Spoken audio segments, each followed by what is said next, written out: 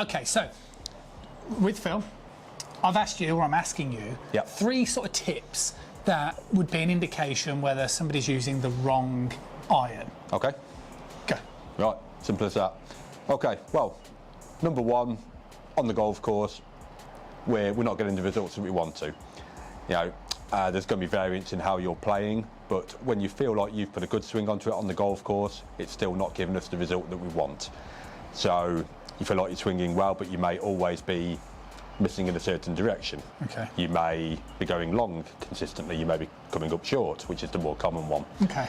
That's when it may be time to consider a new iron, a different style of club, you know, just to make sure we're maximising everything.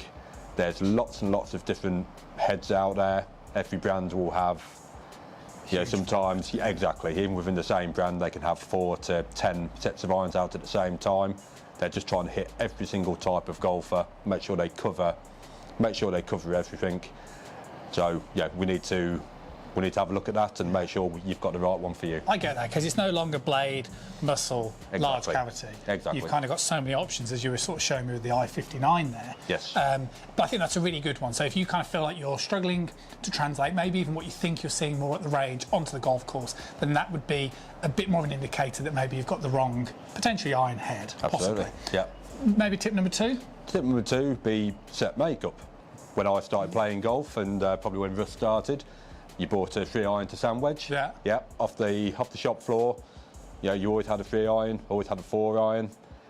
Nowadays, what we're tending to see when people bring in a set of clubs to me, you know, if they've still got a 3 and a 4-iron, even a 5-iron at times, you know, they're pretty much brand new, kind of just out of the box, because they just don't get used.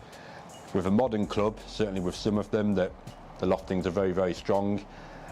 You need to be hitting them at a certain speed to get them to go the distance that we want. Okay. So we're trying to keep a 8 to say 15-yard gap in between our clubs.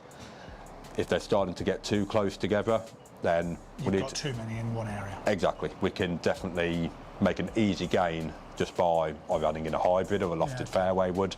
So set makeup is a big one. Yeah, because I think jumping in on that, you need a decent amount of club head speed, ball speed, to be able to launch the long irons. Absolutely. And that's when you probably need to not order those and maybe look more at things like hybrids. Exactly, yeah. Okay, I like that. I'm stopping you. Tip number 3. Tip number 3. Have you got one? Not yet. So number 3 is feel. Yeah, see, I get that, because we've been chatting. I had the Wilson Staff blades. Yep. We got some data on it earlier in the year, and you sort of noticed that they were good, but at the time I think you were trying to get, well, you'll remember, you're trying to influence spin. Absolutely. With the speed that Russ has got, definitely launch angle was up, spin was high, and peak height was a little bit higher than we'd like to see it. Yeah, okay. So we put S4s into the Wilsons. I would say that made a minimal difference in transparency. Yes. And upon now our conversations, we've now been talking more about the importance of getting the right type of head. Absolutely. Which is why I'm now sort of entertaining the idea of looking at changing the irons. And I would agree with your point upon feel, which is the whole reason for that whole story. It's the feedback. Yeah. It's the feedback that we get from the golf club. You know, if a club is too heavy for you, it's always the thing that people do when they come in to look at a club.